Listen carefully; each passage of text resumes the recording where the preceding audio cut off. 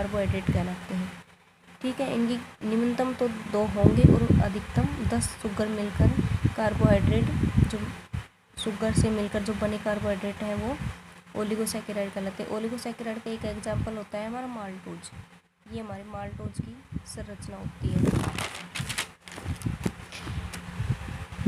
ठीक है, अब इसका ओलिगोसैकेराइड के ये एग्जाम्पल और है, एक सुक्रोज, लैक्टोज और माल्टोज। ठीक है, जो सुक्रोज होती है वो ग्लूकोज और फ्रक्टोज की मिलकर बनी होती है। जो सुक्रोज होती है इसको हम टेबल शुगर या हाउस शुगर बोलते हैं। ठीक है, यानी कि सुक्रोज को घरेलू चीनी कहा जाता है।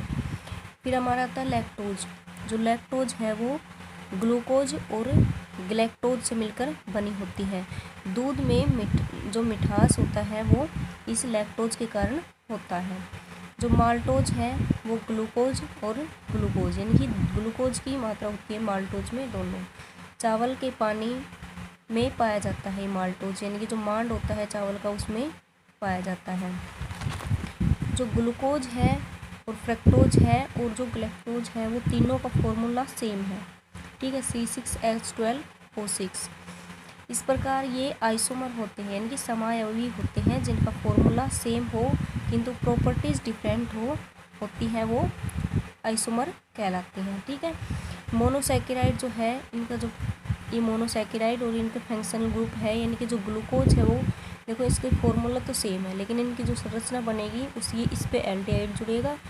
ये फ्रक्टोज है, इस पे कीटोन जुड़ेगा और ये ग्लैक्टोज है, इसमें एल्डिहाइड समूह होता है। इनकी इनमें समूह अलग अलग होंगे तो इनकी संरचना चेंज हो जाएगी। फिर हमारा आता है पॉलीसैकेराइड। पॉलीसैकेराइड भोजन में पाए जाने वाले सबसे प्रचुर कार्बोहाइड्रेट है। ठीक है, यानी कि सबसे प्रचुर, यानी कि सबसे अधिक मात्रा में पाए जाने वाले कार्बोहाइड्रेट होते हैं। इनके 5 ये एग्जाम्पल हैं, स्टार्च, ग्लाइकोजन, काइटिन, हिपेरिन और सेलुलोज। ठीक है, जो सेलुलोज है वो प्लांट कार्बोहाइड्रेट में पाए जाते हैं। अगले पार्ट में हम इन पार्टों की चर्चा करेंगे। ठीक है।